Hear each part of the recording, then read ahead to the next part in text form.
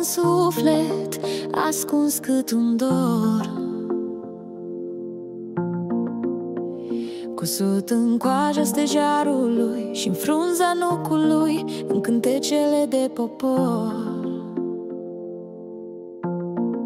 Pe dealurile mari se aud un fluier și un izvor, și cântă ele doar de dor.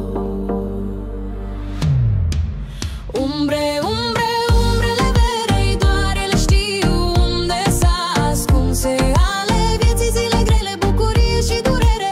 Umbrele dansează în vânt, parcă-s doruri pe pământ. Na, na, na,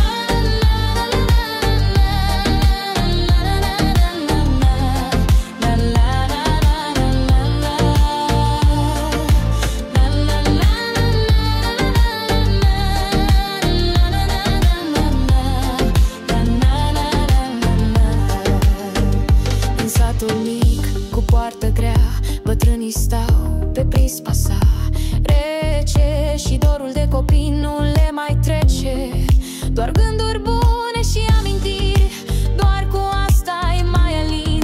Privesc cu ochi ce-au mai văzut, o lume dusă, un trecut. Și umbrele stau mărturie, a fost și greu, a fost și bine, dar dragostea de oameni era mai vie.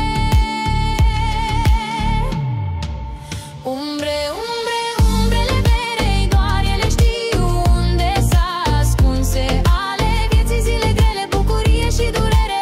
Umbrele dansează în vânt, parcă-s doruri pe pământ. Na, na, na, na, na,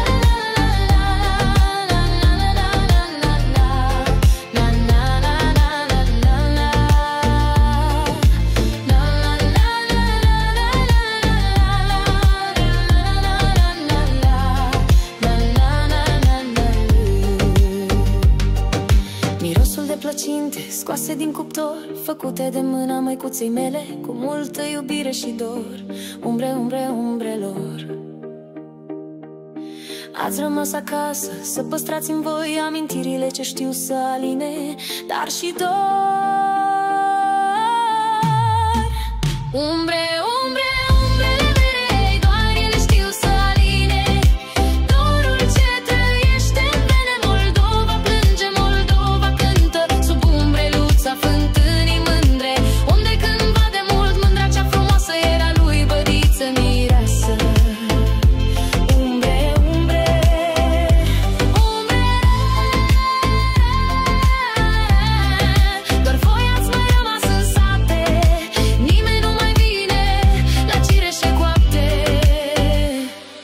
Doar umbrele le mai îmbracă cu dor și amintiri ale copilării.